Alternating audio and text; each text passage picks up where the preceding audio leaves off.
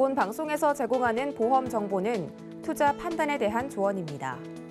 보험, 펀드 등의 가입은 투자자 자신의 판단과 책임에 따라 그 결과가 투자자 본인에게 귀속됨을 양지하시기 바랍니다. 자, 인생보험을 찾아보는 시간. 안녕하세요. 보험플랜 119 진행의 민치아입니다. 우리가 질병에 걸리게 되면요, 완벽한 치료, 완치보다는 작게나마 후유 장애가 남는 경우가 더 많습니다. 자, 그래서 오늘은요, 합리적인 보험료로 무려 유병자도 가입할 수 있는 질병 후유 장애 보장 소개해 준다고 하는데, 잠시 후 라이프플랜의 강의 시간은요, 유병자도 받고 또 받을 수 있는 질병 후유 장애 3에서 100% 보험 확인해 보시면 좋겠고요. 자, 그리고 요즘은 아파도 입원보다는 통원하면서 치료하시는 분들 많으시죠? 자, 연간 30회까지도 반복 보장되는 통원비 보험이 새로 나왔다고 합니다. 이어지는 코너 테마플랜 AB 시간에는 진단비를 능가하는 통원비 보험도 꼭 확인해 보시기 바라면서, 자, 오늘도 돈 되고 힘이 되는 보험 정보 알려드릴게요. 전화번호 보이시죠? 02-3153-2662번 전화 주시면 되겠고요. 무료 문자도 가능합니다. 013-3366을 0110번으로 바로바로 문자 남겨보시기 바랍니다. 자, 유튜브로도 함께하고 있습니다. 유튜브 검색창에 서울경제TV 검색하시고 채팅 통해서도 이야기 나눠보실 수가 있겠고요. 저희가 제공해드릴 정보는 전문가들의 조언일 뿐 해당 보험의 가치와 수익률 보장해드리지 않는다는 점 기억 부탁드리면서 본격적으로 시작해볼게요.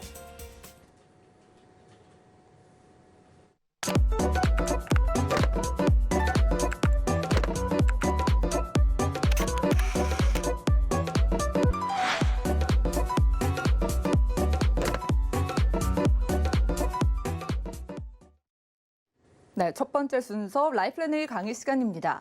자, 오늘은 많은 분들이 좋다 하시는 질병 후유 장애 3에서 100% 보장 만나볼 텐데요. 다들 좋다고 하는데 유병자분들은 포기하시던 그 보장이죠. 이제 유병자분들도 가입이 된다고 합니다. 어떤 보험일지 김정덕 전문가님과 지금 만나보시죠. 네, 오늘은 이제 우리가 질병 후유 장애 3%부터 받을 수 있는 굉장히 가성비 좋은 보험에 대해서 알아보는 시간인데요. 그동안 이 질병 후유 장애 담보가 굉장히 좋았지만 병력 있으신 분들은 가입에 조금 제한이 있었습니다. 자, 이 질병 후유 장애 담보는 우리가 받고 또 받고 이렇게 이게 너무 좋은 혜택도 있지만 이건 어떻게 해요? 질병 후유 장애 담보는 우리가 나이가 들어가면서 노화에도 생길 수 있는 질환까지도 다 포함하고 있다. 그래서 이 질병 후유 장애 담보가 굉장히 든든하고 좋다 이 말씀을 드려보죠. 우리가 살아가면서 준비할 수 있는 보험 몇 가지는 갖고 가고 싶은 보험 그럼 몇 가지는 있어요. 실손보험도 있을 수 있고 또 암보험도 있을 수 있고 아니면 요즘 좋다는 뇌혈관이나 심장질환 진단비도 굉장히 좋습니다. 그런데 그에 못지않게 준비하고 싶은 담보가 바로 질병 후유 장애 3%부터 주는 이 담보입니다. 그래서 오늘은 이 질병 후유 장애 담보가 혜택이 얼마나 좋은지 그리고 또 병력이 있으신 분들도 어떻게 준비할 수 있는지 그 시간을 한번 함께 해 보도록 하겠습니다. 그러면 우리가 흔히 말하는 후유 장애란 무엇이냐 한번 간단하게 보면요. 우리가 다치거나 아파서 치료하고 난 후에 그죠? 내 신체적으로나 정신적으로나 후유증이 남아있는 것. 자, 다시 말하면 치료 후에도 어떻게 해요? 질병이 완치가 되지 못하거나 이전과 같은 노동력을 사용할 수 없는 상태를 우리는 후유장애다. 이렇게 보험약관에는 정해져 있습니다. 자, 근데 우리가 받고 또 받고 혜택이 좋다라는 질병 후유장애 담보 특약이 왜 중요할까? 왜? 그죠? 자, 보면은 지금 현재 봐도 의료기술이 어마어마하게 발전을 했습니다. 이 의료기술이 발전함으로써 어떻게 됐어요? 평균 수명이 굉장히 많이 늘어났습니다. 평균 수명이 늘어났다는 건 뭐예요? 우리 신체에 노화가 생겨서 많이 사용을 해서 닳거나 했을 때 교체해서 쓰는 그런 기술들이 굉장히 많이 발전을 했다는 얘기죠. 그래서 기술이 발전함으로 인해서 우리의 평균 수명이 늘었다. 자, 이 통계치를 보면요. 장애 비율은 예전에는 후유장애 그러면 외부로부터 막 다쳐서 이렇게 어디가 다리 하나가 못 쓰고 이런 후유장애를 상상을 했었지만 지금은 어떻게 해요? 평균 수명이 늘면서 어떻게 해요? 다치는 것보다 질병이 훨씬 더 장애 비율이 높아졌다. 자, 이거는 어떻게 해요? 2011년도 기준인데 이미 10년 전 기준입니다. 그러면 지금은 그만큼 더 의료기술이 발전했기 때문에 지금은 질병으로 인한 후유장애 비율이 훨씬 더 높아졌다. 이렇게 볼 수 있고요. 질병 후유장애 담보라는 것 자체는 반복적으로 내 신체 부위에 반복적으로 받을 수 있고 합산해서 받을 수 있습니다. 그래서 소비자에게 굉장히 유리한 담보 중에 하나다. 이렇게 말씀드릴 수가 있고요. 요즘 실손보험이 기본보험이고 국민보험이고 다 좋지만 어떻게 해요? 갱신 때마다 보험료 인상이 너무 많이 되다 보니 노후 때 너무 부담스러울 수 있습니다. 이런 대체 보완으로도 질병 후유장애 담보가 부각되고 있다. 이렇게 말씀드릴 수가 있죠. 자, 우리가 보험사에 후유장애 특약을 가입을 할 때는 이 네 가지가 있습니다. 네 가지가 있는데, 자, 생명보험회사에서는 다치는 걸 재해라고 그래요.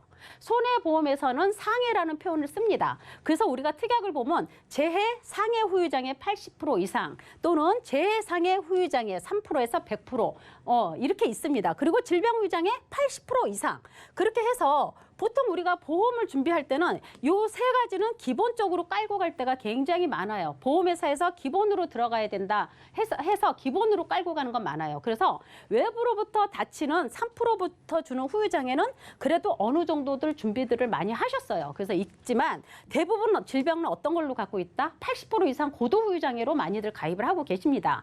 그렇지만 이제는 나이가 들면서 평균 수명이 늘면서 우리 몸을 신체 기능을 대신할 수 있는 걸 교체해가면서 살 수 있는 평균 수명이 그만큼 많이 늘었기 때문에 지금의 이 질병 후유장애 3%부터 주는 담보가 실손보험 다음으로 굉장히 부각되고 있는 게 사실입니다. 그래서 이 질병 후유장애 담보 중요성을 알고 있고요.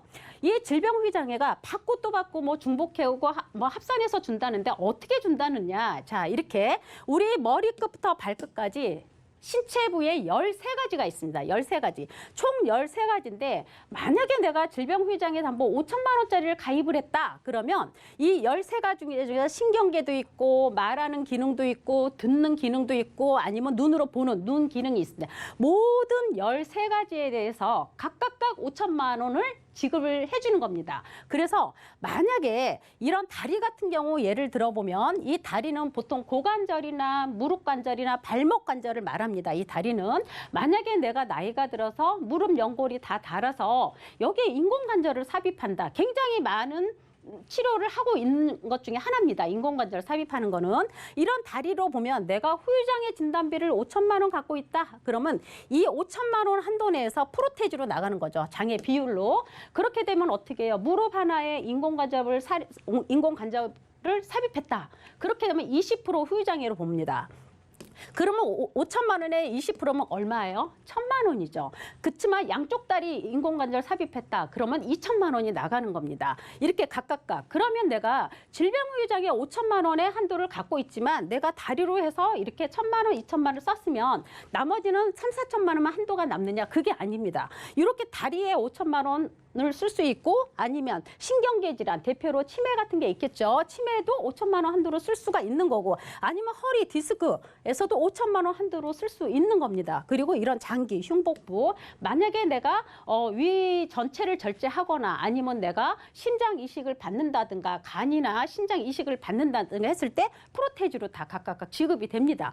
그래서 이 질병 후유장애 담보가 기존적으로는 머리끝부터 발끝까지의 13가지 부위에서 각각 다 반복적으로 합산해서 주기 때문에 어떻게 보면 갱신돼서 계속 오르는 실손보험 대체 보완으로도 굉장히 나쁘지 않다. 그리고 다른 담보들하고 중복으로 받을 수 있기 때문에 더더욱 이 담보는 필요하다. 이렇게 말씀드려 볼 수가 있고요. 그러면 대체적으로 어떻게 지급이 되느냐 보면 자, 신경계 질환에 제일 첫 번째 있었던 신경계 질환의 대표적인 게 어떤 걸까요? 치매라든가 뭐 뇌전증, 간질 같은 게 이제 신경계 질환에 많이 들어가죠. 그런데 이 치매 같은 경우도 우리 어떻게 해요? 치매보험 많이들 가입하고 계시잖아요. 치매보험 많이 가입하고 계시는데 우리가 보통 보면 치매보험 가입하신 게 어떤 거예요? 다 CDR 척도 3점 이상짜리 중증 치매일 때 간병비를 평생 동안 준다. 이런 보험들 많이 가입하고 계시잖아요.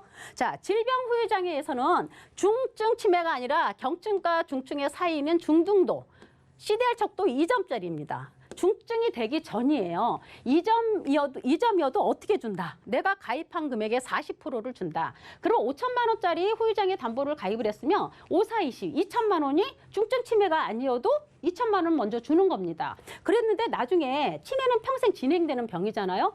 중등도였는데 시달척도 검사했던 또 1점이 늘어서 조금 더 심해졌어요. 그렇게 되면 20% 차이 또 나죠. 그럼 1,000만 원 또 주는 겁니다. 이렇게 해서 합산해서 주는 거예요. 그래서 치매 하나만 봐도 치매 보험에 보상받기 힘든 것보단 질병 후유장애에서는 이렇게 프로테즈로 장애 비율로 주기 때문에 괜찮다.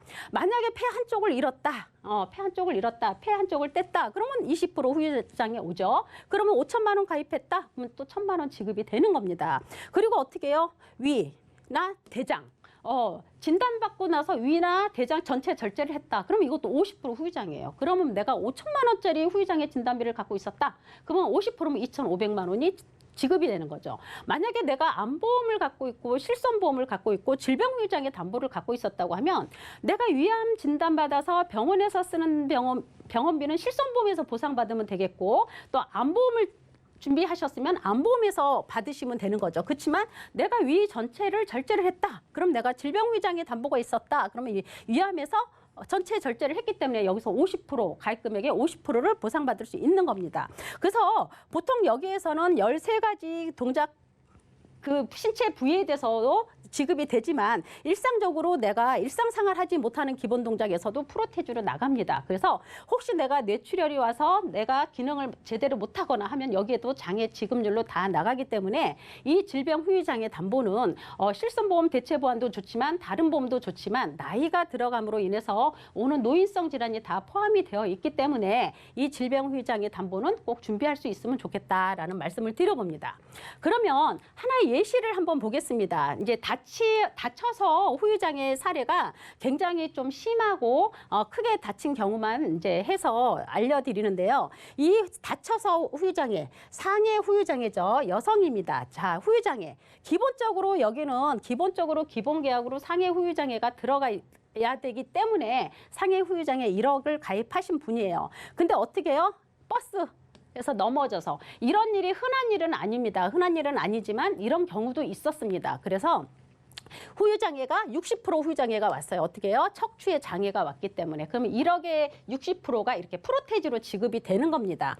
아니면 이제 여행 중에 파도에 휩쓸려서 또 척추 장애를 입었다. 그러면 후유장애 2억 갖고 계신 분은 95% 후유장애로 해서 1억 9천 받은 사례도 있습니다. 그래서 이런 후유장애는 솔직히 보험금을 받아서 내가 생활할 수 있는 환경이 돼야 되기 때문에 이런 후유장애 진단비는 준비를 하셔야 된다. 자, 질병 후유장애는 어떻게 할까요? 질병 후유장애. 자, 난소암으로 굉장히 흔한 암이죠. 여성으로선 난소암으로 양쪽 난소를 제거했다. 이것도 어떻게 들어가요? 질병 후유장애 50% 들어갑니다. 자, 어린이에요. 여성 여기도 자 질병 후유장애 담보 5천만 원짜리 갖고 있었습니다. 그래서 생식기 장애로 해서 어떻게 됐다? 2,500만 원이 지급이 됐다. 이렇게 보고 또 아가예요. 아가인데 내성마비로 인해서 일상생활 기본 동작에 장애가 왔다. 이렇게 했을 때 5천만 원 가입 금액 그대로 100% 지급이 된 사례도 있습니다. 그래서 이렇게 질병 후유장애든 상해 후유장애든 우리가 준비할 수 있는 이런 담보들은 든든한 담보들은 챙겨서 가져가셔야 되고요. 혹시나 리모델링이나 이런 저기를 봐도 이렇게 좋은 담보들은 절대 손대서는 안 되겠죠. 자, 질병 후유장애 담보에 건강하신 분 한번 보겠습니다. 자, 20년 내고 보장은 90세까지 했을 때 기존에는 작년 같은 경우만 해도 질병 후유장애 담보를 한 증권에 막 1억씩 5천만 원씩 이렇게 준비를 하실 수가 있었어요. 하지만 어떻게 해요? 보험회사의 손해율이 계속 올라가다 보니까 한도도 많이 축소됐습니다. 그래서 지금은 이렇게 비갱신으로 한 증권에 막 3천, 5천, 1억 이렇게 주는 회사가 없어요. 그만큼 손해율이 많이 증명된 담보 중에 하나입니다. 그래서 지금 건강하신 분들 20년에 90세 만기로 했을 때 어떻게 해요? 다쳐서 재해로 했을 때 3% 이상 3천만 원. 그다음에 질병으로 했을 때 3천만 원. 그리고 이제 생명보험이다 보니까 어떻게 해요? 주계약이 400만 원씩 기본으로 들어갑니다. 주계약 400만 원은 어떻게 해요? 외부로부터 다치든 아니면 질병으로 아프든 해서 사망했을 때 400만 원 따로 나가는 거겠죠. 요거를 기본으로 끼고 후유장애 진단비를 이렇게 3천만 원 또 2천만 원 이렇게 나이별로 이렇게 가입을 하실 수가 있습니다. 그래서 비갱신으로 했을 때도 어떻게 해요? 30세 남녀분 2만 원대 준비하실 수 있죠. 40세도 2만 원대 준비하실 수 있습니다. 그리고 어떻게 해요? 50세도 2만 원대 준비하실 수가 있어요. 그래서 이런 후유장애 진단비는 한 회사의 한도가 이거밖에 되지 않기 때문에 다른 보험사에 또 질병후유장애 담보를 가입을 해도 어떻게 해요? 중복으로 반복으로 합산해서 받을 수 있다고 했습니다. 그래서 한도를 조금 늘려가셔도 괜찮을 것 같아요. 그래서 60대도 어떻게 해요? 3만 원대 충분히 비갱신으로 90세까지 준비하실 수 있고요. 산출은 제가 20년에 90세로 했지만 종신까지도 가능합니다. 그래서 내가 어떤 보험을 갖고 있느냐에 따라서 후유장애 담보 한도나 만기를 고려하셔서 준비를 하시면 굉장히 좋을 것 같다 하는 생각을 해봅니다. 질병후유장애 담보는 아까도 말씀드렸듯이 반복, 중복, 확산 이게 가장 좋은 기능이라고 했어요. 그죠? 비갱신으로 준비하셨고 중복적으로 합산해서 받을 수 있는 담보이기 때문에 준비하시는 게 좋고 아까도 말씀드렸지만 어떻게 해요? 실손보험 대체 보완으로 나이 들어서 노후에 굉장히 든든한 담보일 수 있다. 이렇게 말씀드릴 수가 있고요. 자, 우리는 이 오늘 질병후유장애 담보가 이렇게 좋다 보니까 받고 또 받고 머리끝부터 발끝까지 부위별로 각 한도 내에서 다 주다 보니까 기존에 병력 있으신 분들은 솔직히 보험회사가 많이 꺼려했습니다. 왜냐하면 실질적으로 나이가 들어가면서 생길 수 있는 질환을 다 안고 있기 때문에 꺼려했었지만 이제는 어떻게 해요? 병력 있으신 분도 질병후유장애 담보 3%부터를 가입할 수 있는 문이 열렸습니다. 모든 회사가 열린 건 아니에요. 지금 한두 회사가 열렸고요. 그럼 병력 있으신 분들 조건이 어떻게 되냐? 어떤 질환을 갖고 있으면 가입을 할 수 있느냐? 이런 조건이 있습니다. 그래서 우리가 기존에 잘 알고 있는 325 플랜, 325, 유병력자 3. 그렇지만 우리가 항상 325 하니까 잘 모르시죠? 자, 3이면 어떤 거냐면 지금부터 3개월입니다. 지금부터 3개월. 어떤 소견이요? 의사로부터 어디가 안 좋아서 입원해서 검사 받아야 되겠다. 아니면 어디를 수술해야 되겠다. 아니면 추가 검사, 재검사를 해야 되겠다. 자, 이런 경우도 있지만 만약에 혈압약을 꾸준히 먹고 있는 분들은 3개월 이전에 가서 내가 혈압약을 탔어도 해당은 안 돼요. 하지만 혈압약을 먹고 있었지만 갑자기 혈압이 떨어졌거나 약이 바뀌거나 아니면 한 달 후에 다시 검사 한번 더 해보자. 이런 소견이 나오면 안 된다는 얘기죠. 그래서 아무 조건 없이 내가 정기적으로 혈압약을 타는 건 괜찮다. 이렇게 말씀드려 볼 수 있고요. 자, 2년 이내. 그죠?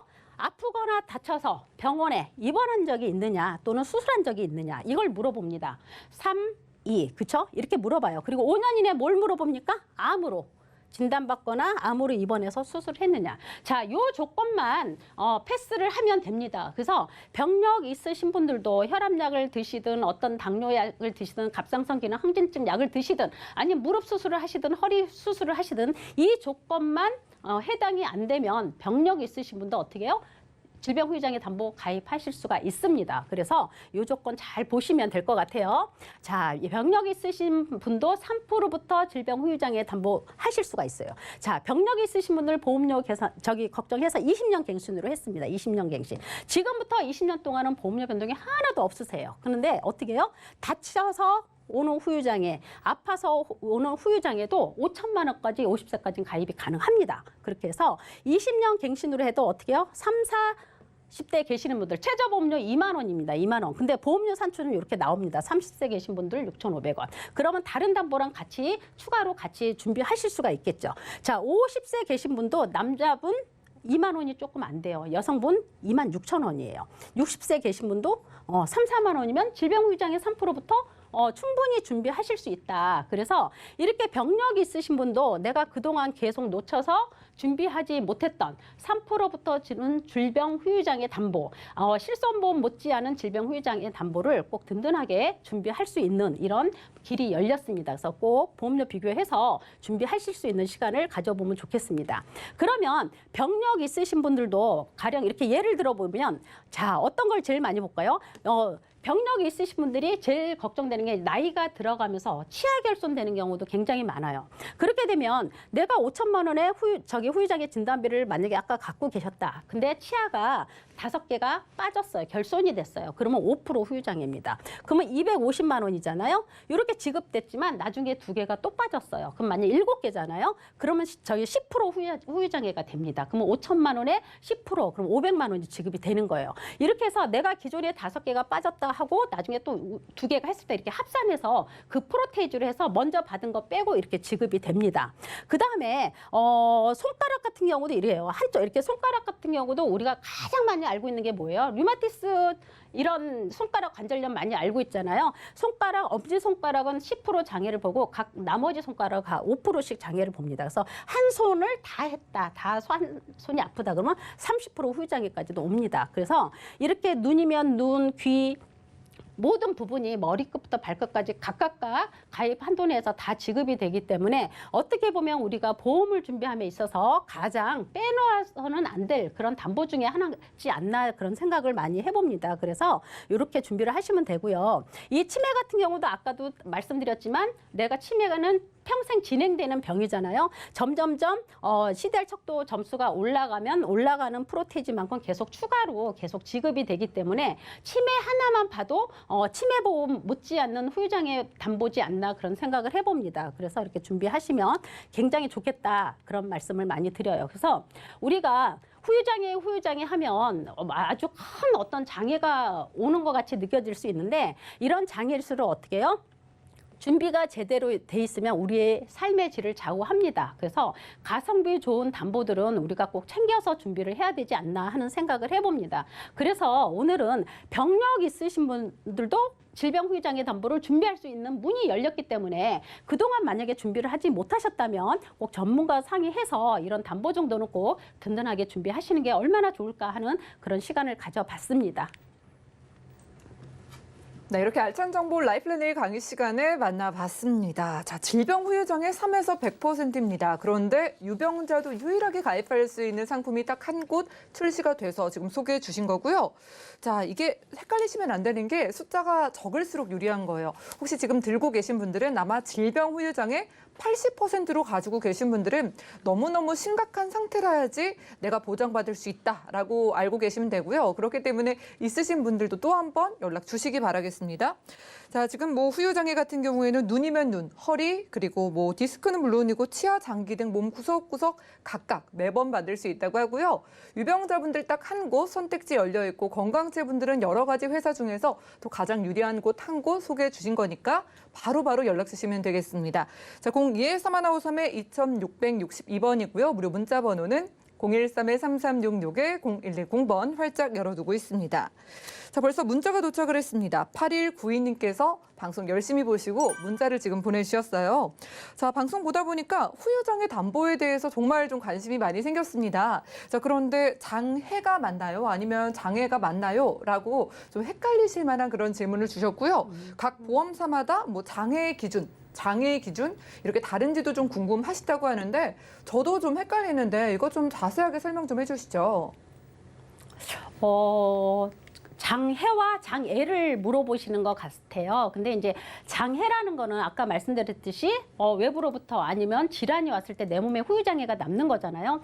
자, 후유장해로 가는 거는 우리 각 보험사의 담보가 다 대동소이합니다. 대부분 다 같아요. 이 장해라고 하는 거는 보험회사의 장해 비율, 약관에 의해서 장해 비율로 지급해 주는 게 장해고 지금 문의하신 건 또 장애도 물어보신 것 같아요. 장애라는 건 뭐냐면 장애인 복지법, 그러니까 나라에서 해주는 거, 판단 내리는 게 바로 장애라고 생각합니다. 그래서 동네 뭐 주민센터나 이런 데서 장애인 등록을 하게 되면 뭐 경증에서 중증까지 장애 등급이 나와요. 1급에서 뭐 6급 이런 식으로. 그렇기 때문에 장애는 나라에서 내려주는 거고 장애는 보험사의 장애 비율, 약관에 의해서 지급이 된다. 그래서 각 보험사가 담보가 다르지 않다. 이렇게 말씀드릴 수가 있습니다. 네, 질병 후유장애 담보는 모든 보험사에서 장해를 기준으로 받는다고 합니다. 참고하시고요. 다음 문자 보겠습니다. 9201님의 메시지네요. 자, 며칠 전에 남편이 위암 수술을 하고 보험금 청구를 했는데 가지고 계신 실손보험에서는 병원비 쓴 만큼 거의 맞게 보상을 받았는데 3년 전에 가입한 암보험이 있으신데 여기에서는 더 많이 입금이 돼서 좀 문의를 하려고 했는데 지금 강의를 보니까 아마 후유장애 담보에서 받은 게 아닐까 싶습니다. 맞을까요? 라고 연락을 주셨거든요. 자, 이게 덜 받은 게 아니라 더 받으신 거라서 좋으실 것 같긴 한데 좀 갸우뚱하신가 봐요. 어떻게 된 걸까요? 실질적으로 보험금이 더 많이 들어오게 되면 기분이 좋으면서도 찝찝한 면도 없잖아 있습니다. 근데 이제 아마 이제 강의를 보시면서 이게 질병후유장에서 들어온 거 아닌가 이렇게 생각을 하시는 것 같은데요.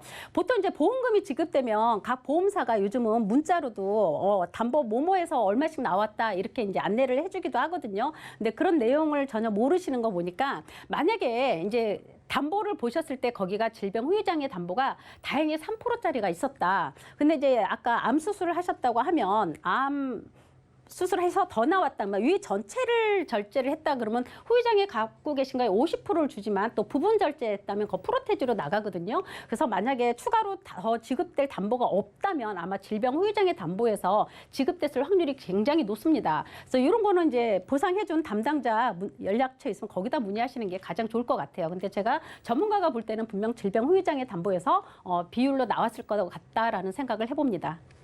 네, 이렇게 질병 후유장의 보장으로 받을 일이 많다. 이거 기억해 가시면 될 것 같아요. 지금까지 김정덕 전문가님과 라이플랜 A 강의 시간 함께했습니다. 저희가 제공해드린 정보는 전문가들의 조언일 뿐 해당 보험의 가치와 수익률 보장해드리지 않는다는 점 기억 부탁드리고요. 저희 강의 내용 정리해드리고 테마플랜 ABC 코너 이어가 볼게요. 잠시만요.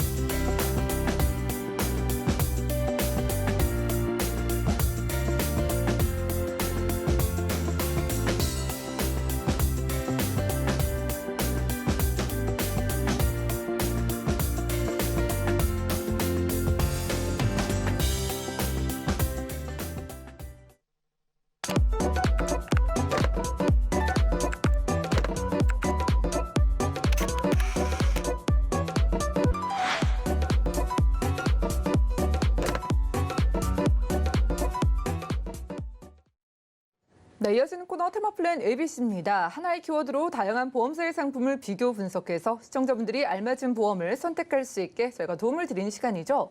자, 오늘 테마플랜 ABC 주제는요. 진단비를 능가하는 통원비 보험이라고 합니다. 오늘 백수원 전문가님 모셔볼게요. 전문가님 어서 오시죠. 네, 반갑습니다. 네, 반갑습니다. 자, 강의 주제 보자마자 좀 기대가 되는 게 저희가 진단비를 보통 가장 좋아하는데 네. 진단비를 능가하는 게 통원비 보험이다라는 게 또 주제거든요. 저희가 또 정확한 근거를 좋아하기 때문에 왜 통원비가 중요한지를 뭐 통계를 통해서 좀 네네. 살펴볼 수 있겠다고요.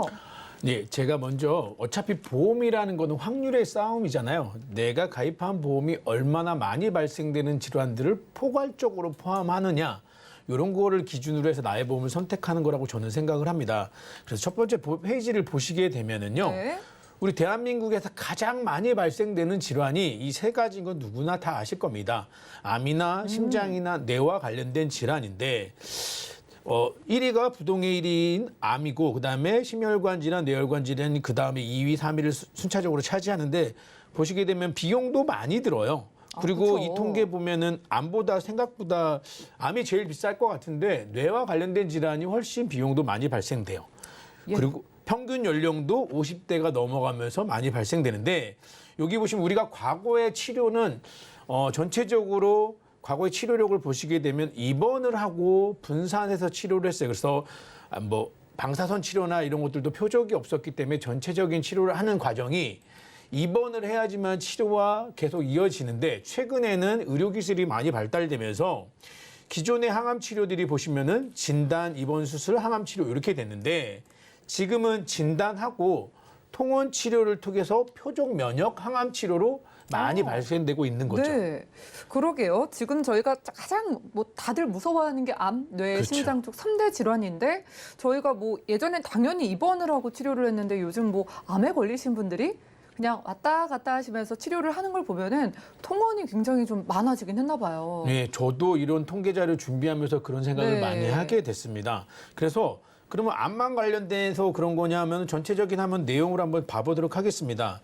제가 이제 타이틀을 지금은 통원 시대라고 말씀을 드렸는데 2015년도부터 18년도까지 통계 보게 되면은요. 국민 1인당 이제 외래 진료 횟수, 평균 입원 일수를 한번 비교를 한번 해봤어요. 그래서 보시게 되면 이 전체 질병에 대한 외래 입원과 통원인데 입원은 전체적으로 19일 정도가 되고 외래는 17일 정도가 됩니다. 그래서 국민 1인당 평균 의료기관 방문 일수나 이것들이 직장인이 월 평균 근무 일수와 약간 비슷한 통계가 나오는 거죠.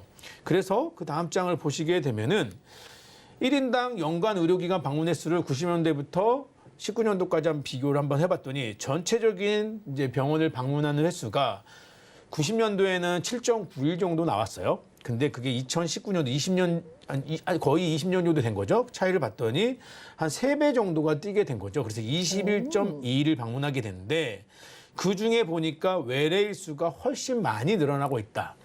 이 이야기는 우리가 그동안에 병이 걸리고 이랬을 때 입원해서 치료하는 걸 당연하게 여겼는데 지금은 의료기술이 많이 발전하다 보니까 굳이 입원을 하지 않고 짧은 기간에 간단하게 외래로 통원 치료를 통해서 병을 치료하는 횟수가 늘어났다는 거죠. 그래서 7일에서 18일로 2.5배 정도의 외래 일수가 늘어나게 된 거죠. 그러면은 입원비 보험 들고 계셨던 분들은 입원 자체를 안 하게 되면은 뭐 보장을 못 받으니까 통원비가 없으면은 치료를 하러 갔는데도 보장을 전혀 못 받으시는 분들 계시겠네요. 예, 맞습니다. 그래서 아마 저희가 방송에서 계속 얘기를 나눌 때요. 보험을 내용을 들여다보고 증권 분석하고 이런 좋은 제안도 드리고 할 때 입원비 특약을 많은 전문가들이 많이 빼시는 거를 아시고 계실 거예요. 이유는 사실은 보험료는 비싸요. 왜? 보험회사의 손해율이 높은 이유가 입원 일당이 많이 나가요. 근데 실제로 최근에 보험의 트렌드를 보면은 입원비를 많이 삭제하고 있거든요. 그러니까 과거부터 입원으로 인해서 보험회사의 손해율이 높다 보니까 보험료는 비싸졌지만 현재로서는 입원할 횟수가 적어지게 된 거죠. 그래서 입원 일당을 많이 빼게 됩니다. 그러면 그 통계를 또 하나 보시게 되면은요, 암 입원 통계에 대한 내용도 있습니다. 일단은 제가 서두에 말씀드리는 거는 오늘 통원 시대라고 말씀드린 거는 세 가지 질환에 대한 겁니다. 암이나 뇌나 심장에 대한. 그래서 암에 걸린 경우 평균 입원 기간을 한번 통계적으로 보시게 되면은 이제 위암부터 해가지고 여러 가지 암들에 대해서 가장 많이 발생되는 암들에 대해서 2011년도부터 17년도까지 통계를 보게 되면은 평균적으로 2011년도는 한 11.5일이 나왔고요. 2017년도에는 9일. 입원 일수가 감소하고 있다는 거죠. 근데 이 자료를 보시게 되면은 아실 게요. 우리가 암 발병이 높아지기도 했지만은요. 그만큼 암은 생존 기간이 5년 동안 얼마나 생존했냐 굉장히 중요한 포인트거든요. 근데 생존 일수도 늘어났어요. 그리고 사망하는 확률도 많이 줄어들었습니다. 입원은 안 했는데 사망하는 확률이나 생존 일수가 늘어났다. 그러면은 다른 어떤 치료가 생긴 거거든요. 질병에 걸린 상태로 입원을 안 하시고 통원 치료를 하시는 분들이 뭐 늘어나 있다라는 게 정확하겠네요. 그렇죠. 네. 그래서 이제는 보험의 트렌드도 사실 진단비나 수술비에 포커스를 맞출 게 아니고 의료기술이 많이 발전하면서 우리가 이루어지는 행위에 맞춰서 보험들도 좀 다양화가 되고 있는데 그래서 제가 오늘 통원 일수에 대해서 좀 포커스를 맞춰서 보험을 선택하라고 말씀드렸습니다. 그래서 조금 더 내용을 좀 더 보여드리자고 보면은 우리 이대 질환도 보실 수 있어요. 이대 질환도 보시게 되면은 입원 일수가 2010년도부터 20년도가 10년 동안 비교한 거 보니까 줄어들고 있습니다. 그러네요. 뇌졸중도 마찬가지로 뇌졸중 같은 경우는 굉장히 현격하게 큰 차이가 벌어지고 있습니다. 정말로 그렇다고 해서 뇌졸중이나 급성심근경색이나 암의 발병 확률이 줄어들지는 않았거든요. 근데 완치율이 높아지거나 치료가 좋아졌다는 얘기입니다. 그러면 입원 일수가 줄었는데 치료라 이런 것들이 좋아졌다는 거는 저는 판단하기에 통원의 횟수로 통원을 통해서 좋은 약들을 처방받고 치료받고 있다는 생각이 드는 거죠. 이렇게 시대가 바뀌는데 내 보험만 그대로면 안 되잖아요. 그렇죠. 이제 뭐 통원비 시대가 열렸다고 하니까 저희가 통원비 보험을 준비해 보고 싶은데 통원이라는 조건이 혹시 까다롭지는 않은지를 궁금해하실 것 같아서 정확하게 통원이 어떤 거가 통원일까요? 네. 저도 사실은 이 상품이나 이런 것들의 내용을 교육받았을 때 놀랬습니다. 이 통원비 보험을 생각보다 많이 주는데 아직 언급은 안 했지만 생각보다 많이 주는데 까다롭지 않을까라고 했는데 요 세 가지 보시면 돼요. 치료를 위해서 약 처방받기 위해서 우리가 병원을 가요. 약 그래도 받으러 주고. 갔는데 줘요? 네.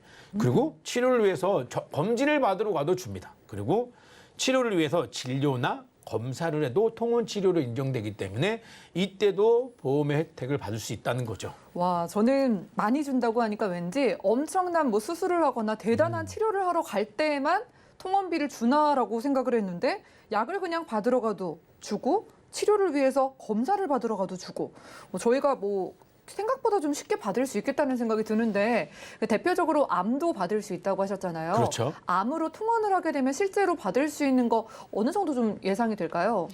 이제 제가 이 내용을 하나하나 자세하게 설명을 좀 드릴 건데요. 여기서 놓치시면 안 되는 게요.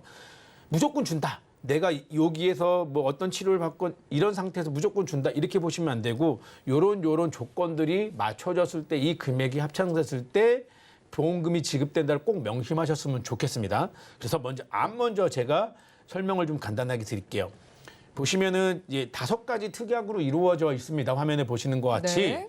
그래서 3대 질병 통원비, 3대 질병 종합병원 통원비, 3대 질병 상급 종합병원 통원비, 암 직접 치료, 상급 종합병원 통원비 이렇게 구성이 되어 있다고 보시면 돼요. 그래서 3대 질병 통원비, 3대 질병 종합, 3대 질병 상급 종합은 같은 맥락으로 암이나 뇌나 심장 쪽에 대해서 포괄적으로 선택이 된다고 보시면 돼요. 거기에 암과 뇌혈관과 허혈성 심장 질환에 따라서 받는 금액이 다르다.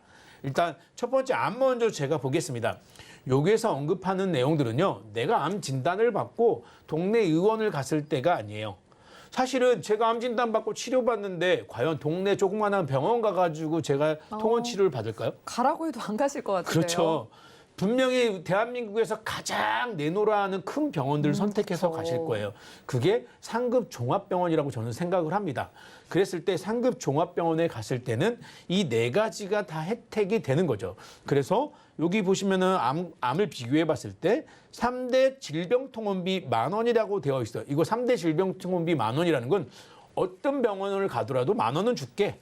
이 얘기거든요. 네. 그다음에 두 번째 3대 질병 종합병원 통원비. 요것도 종합병원 이상급을 가게 되면은 위에 3대 질병통원비랑 같이 해가지고 60,000원을 줄게. 이렇게 되고 여기에 제가 만약에 뭐 큰 상급 종합병원 있잖아요. 우리 흔히 많이 알고 있는 대학병원이나 이런 데 그런 데를 상급 종합병원이라고 봤을 때 그 상급 종합병원을 갔을 때는 3대 질병통원비, 종합병원 통원비, 상급 종합병원 통원비 해서 260,000원이 지급이 되는 거예요. 거기에다가 4번째 항목은 암 치료 직접 상급 종합병원 통원비라는 걸로 26,000원 해서 460,000원이 지급이 되는 거죠. 와, 그럼 한 번 암으로 인해서 통원을 하게 됐을 때 매번 46만 원씩을 받을 수 있는 거네요? 그렇죠.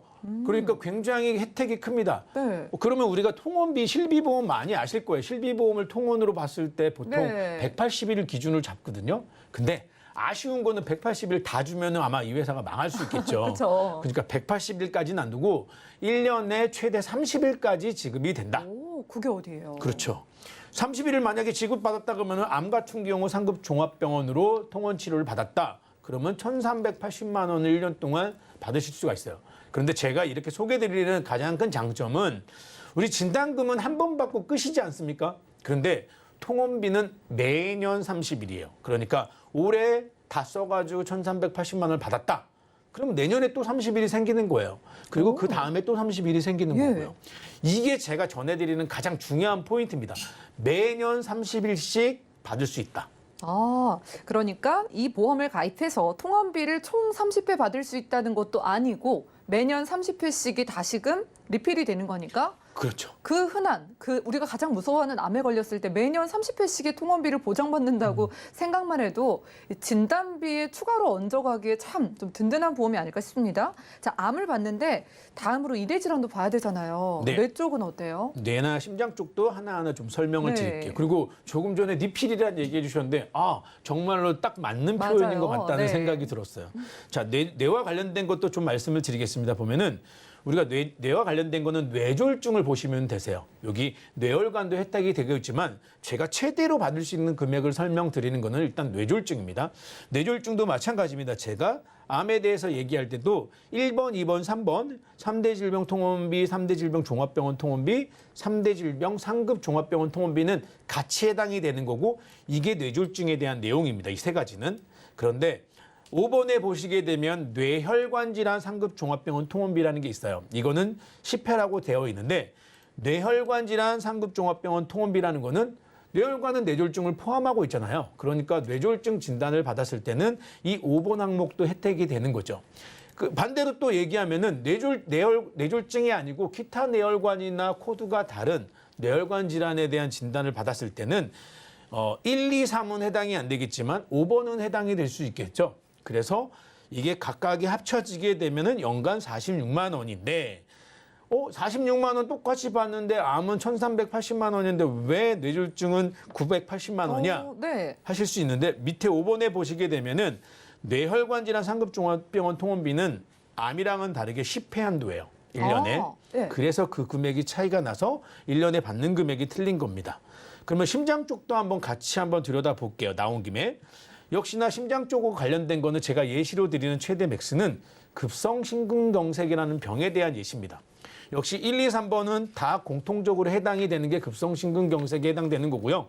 마지막에 6번에 허혈성 심장질환 상급 종합병원 통원비가 연간 10회가 20만 원이 있습니다.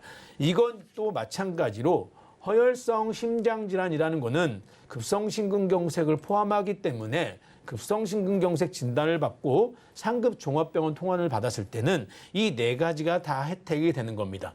마찬가지로 예를 들어서 우리가 심장 쪽 질환에서 많이 알고 있는 질환 있잖아요. 협심증으로 진단을 받고 통원을 상급 종합병원 받았다. 이때는 1번, 2번, 3번은 해당이 되지 않는다고 보시면 되고요. 6번만 해당이 돼서 연간 10회 한도로 20만 원이 지급된다. 저는 이것도 나쁘지 않다고 생각이 돼요. 그래서 조금 전에 설명드린 뇌졸중과 마찬가지로 급성심근경색 진단을 받았을 때도 980만 원의 보험금이 지급될 수 있다. 이렇게 해가지고 암이나 뇌나 심장 쪽 질환에 대해서 안내를 드리게 된 거죠. 네, 이게 여러 개의 보험 상품을 만나보고 있는 게 아니라 새로 나온 딱 한 가지 통원비 보험으로 가장 걱정되는 암이랑 뇌랑 심장 쪽에서 매년 이렇게 좀 든든하게 받을 수 있는 것 같아요. 자, 저희가 이제 기존의 보험에 추가로 가져가기 좋은 네. 보험이잖아요. 네. 보험료가 얼마 정도일까요? 우리 방송에 나와서 전문가님들이 얘기하실 때 가성비가 나쁘면은 사실 제안 드리기 너무 어렵잖아요. 그렇죠. 방송 보시는 시청자님들이 제일 궁금해하시는 게 그래서 보험료가 얼마야 하잖아요. 사실 저도 뭐 물건을 파는 사람이 아니기 때문에 싼 거 이렇게 말씀드리고 싶지는 않은데 생각보다 제가 봤을 때는 그래도 괜찮은 보험료로 설정이 된 것 같아요. 그래서 플랜을 보시게 되면은 암과 뇌졸중과 급성심근경색이라는 병으로 상급 종합병원 통원을 받았을 때 40세, 50세 보험료를 비교했을 때 보면은요. 25년나 90세 만기로 했을 때 40세 같은 여성이 2만 5천 원 정도 나오고요. 오, 진짜요? 예, 남성은 3만 2천 원 정도 나옵니다. 그리고 60세를 보시게 되면은 여성은 16,000원이고 남성은 3만 1,000원이요. 갑자기 여성은 왜 이렇게 싸졌어요라고 보험료가 그러게요. 싸졌어요 할 수 있는데 네. 위에 보시면은 한도가 줄어요. 제가 46만 원 지급된다고 했던 맥스의 개념은 50세 이하의 기준이에요. 그러니까 50세가 넘어가셨을 때는 46만 원이 아니고 지급되는 보험금이 조금씩 줄게 되겠죠. 그래서 보험료가 싸지게 되는 거죠. 그렇기 때문에 이 가성비도 저는 절대 나쁘지 않다고 판단이 되고 있어요. 그런데 여기에 또 하나의 장점이라고 할 수 있는 거는 제가 소개해드리는 이 보험의 내용은 이것만 구성할 수 있는 게 아니고요. 내가 원하는 다른 특약들도 같이 종합적으로 구성할 수 있습니다. 그 이야기는 납입 면제 혜택도 같이 넣을 수 있다는 거예요. 제가 이 5가지, 6가지 특약만 설명을 드렸지만 여기에 보험이 없어서 나는 진단비도 넣고 싶고 뇌혈관 진단비도 넣고 싶고 수술도 넣고 싶어. 네. 충분히 하실 수 있고 거기에 맞춰서 가장 보험을 선택하시는데 중요한 납입 면제 혜택도 넣을 수 있습니다. 그런데 아쉬운 거는 딱 하나가 있어요. 어떤 거예요? 이거 제일 제가 좀 아쉽긴 한데 네. 뭐 보험회사 입장이라면 저도 이해가 가는 게 유병력자는 사실 가입하기 어려우실 수도 있습니다. 결국 건강채만 또 이제 가져갈 수 있는 상품이네요. 그게 너무 아쉬워요. 그만큼 또 좋다는 거 아니겠습니까? 그렇죠. 장점이 너무 많아서 저희가 핵심 정리를 한번 해보면 좋을 것 같아서 최종 정리로 이번에 새로 나온 통원비 보험 매력 좀 정리해 주시죠. 예, 제가 간단하게 다시 한번 정리해서 말씀드리면은 일단은 아셔야 될 거는 병력이 좀 있으신 분들은 어려울 수 있다. 근데 그 병력이 어떤 거냐에 따라서는 전문가와 직접 상담을 통해서 알아보시면 될 것 같고요. 일단은 건강하신 분들을 기준으로 잡았을 때 우리가 가장 중요하게 여기는 3대 질병입니다. 근데 이 3대 질병이 통계도 보셨지만은 치료 기간이 길어지는 질병에 대해서 매년 보험금을 지급받을 수 있습니다. 진단비 한 번 받고 끝나는 그런 보험들이었어요. 그래서 우리가 암 같은 경우는 재발이나 전이 이런 것들에 대한 걱정이 많으셨습니다. 뇌혈관이나 뇌졸중이나 이런 질환들도 수술이 재발돼가지고 약을 오랫동안 복용하는 케이스들이 많이 생겨요.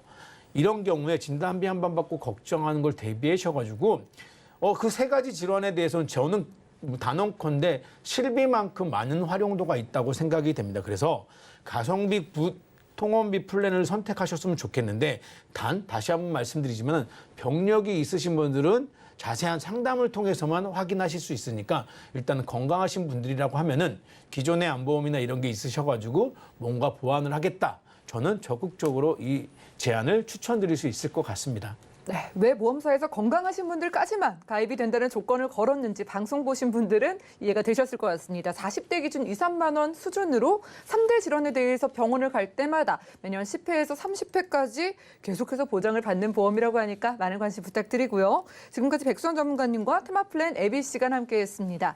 자, 전화번호 열려 있습니다. 02-315-2662번 또 무료 문자번호 013-3366-0110번으로 계속해서 연락 주시면 저희가 자세하게 도움드리고 있고요. 자, 실시간 문자도 도착을 했습니다. 9817님의 메시지 읽어볼게요.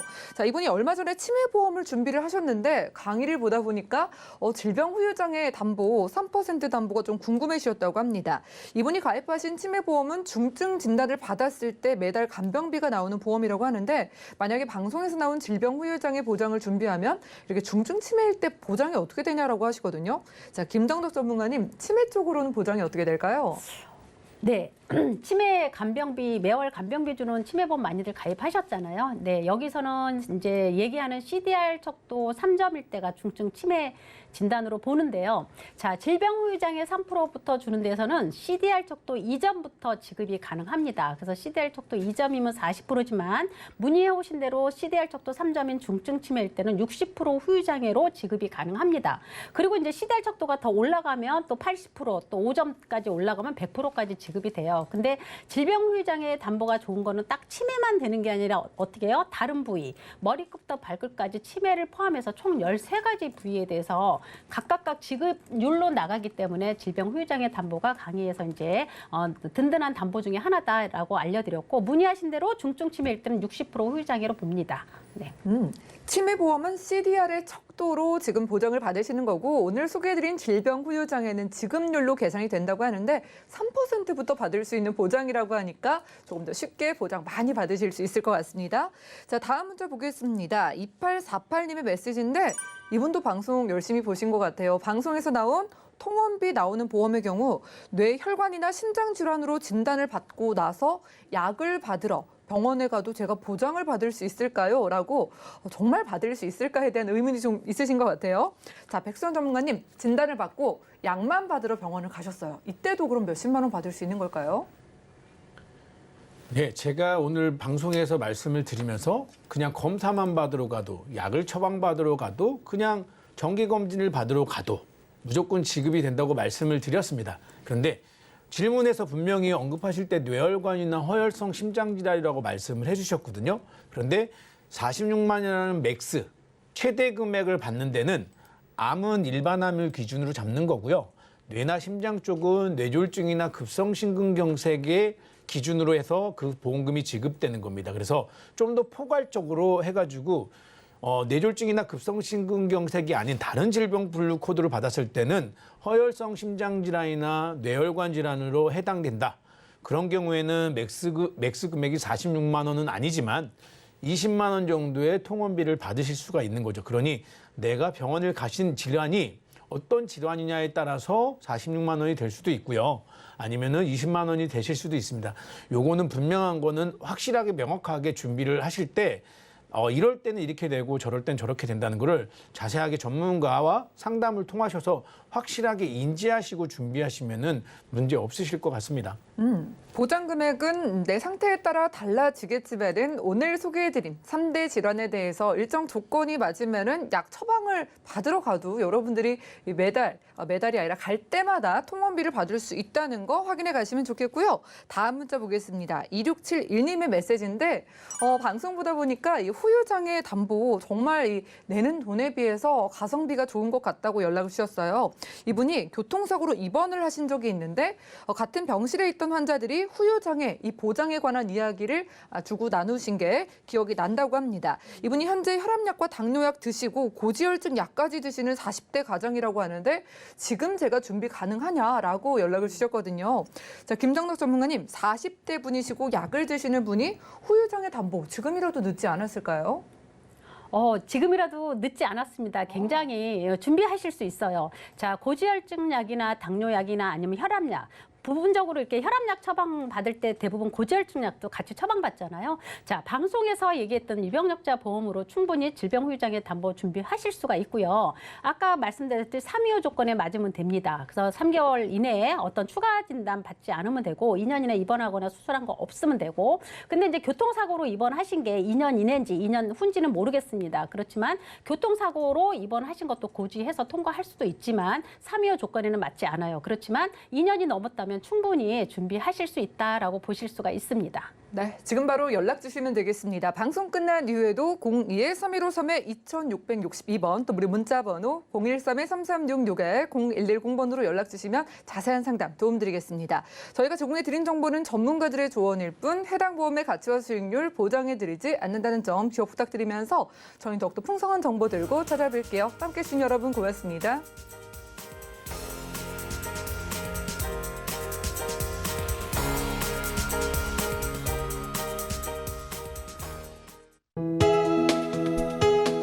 본 방송에서 제공하는 보험 정보는 투자 판단에 대한 조언입니다. 보험, 펀드 등의 가입은 투자자 자신의 판단과 책임에 따라 그 결과가 투자자 본인에게 귀속됨을 양지하시기 바랍니다.